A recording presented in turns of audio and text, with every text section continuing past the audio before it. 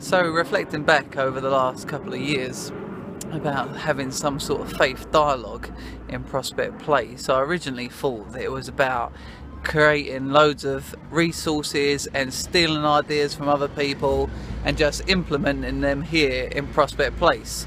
So once I've got all those ideas together, I started to do them, and I found out that actually it didn't work, and it didn't kind of work out how I thought it was going to, and it didn't necessarily fail, but I did learn a lot from it. But then I just reverted back to actually building relationships with people, actually getting to know the people that live here and their stories. And I know, it's surprising, right? It kind of worked. And through doing that, I met that there were other Christians that lived here as well. You know, because it's quite a very diverse place behind all these windows. And I met Christians from all different backgrounds and different denominations. And through doing that, we are now trying to arrange a prayer evening once every 2 weeks to pray together for the people of Prospect Place. And that's the thing that really excites me about Prospect Place, is that behind all these windows, all these doors and all these walls, that God is at work doing something in this place. And it's not about me having ideas and resources, it's about me really praying it through and seeing where God is at work and how I can join in with that and getting to know those things. And I can't wait to see what God's going to do in his future. So come with me to the next location and I'll see you in a minute. So this is it, project number 2, or idea number 2. This is where I spent most of my time as a youth and a young person. This was a massive park area that we played in, and there were swings and slides and all that kind of stuff.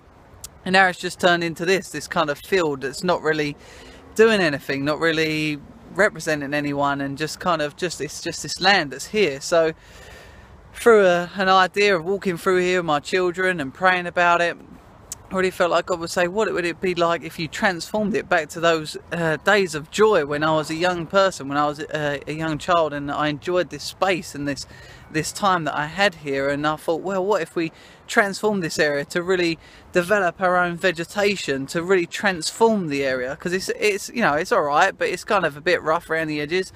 And I thought, wow, great would it be if we just used it to just bring transformation to our community, to have some sort of development of growing our own organic food, and how amazing that project would be. So speaking to the local authorities and the council, at the moment they've kind of you know, semi-agreed that we would have this land to develop you know, our own kind of transformation on it.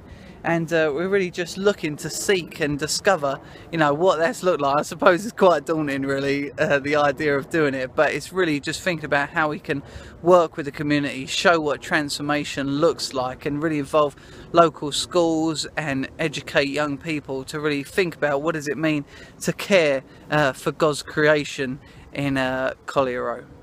Okay, so this is it. This is the last pioneering project that I'm involved in, and this is Boxercise. So this is about using boxing in a way of fitness. So we're not training people to actually fight each other, but we're using the techniques of boxing to think about what it means to really live a healthy life, and also about what it means to have a healthy spiritual life. And it's probably one of my favourite things because we get to punch stuff, as we all enjoy that. And it's been a great journey with these guys, because most of them don't really know who Jesus is or what church is about, and it's really a great way to explore what does church look like for these people and who God is, and just really spending time listening to their story, praying with one another, which has been a real blessing.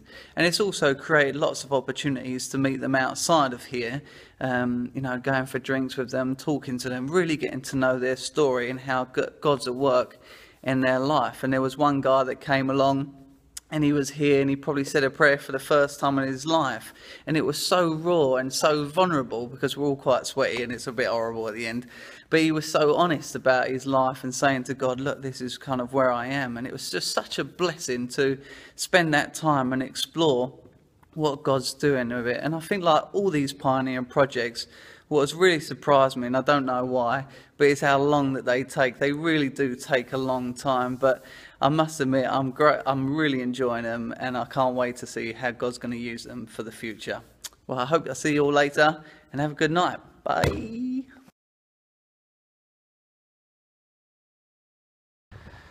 So recently, oh my days, I can't believe it. Good hair though, dude. And yeah, one of my favourite things is to punch stuff. And oh, that was close. Oh my days, here comes a lady, and I'm filming. Hello.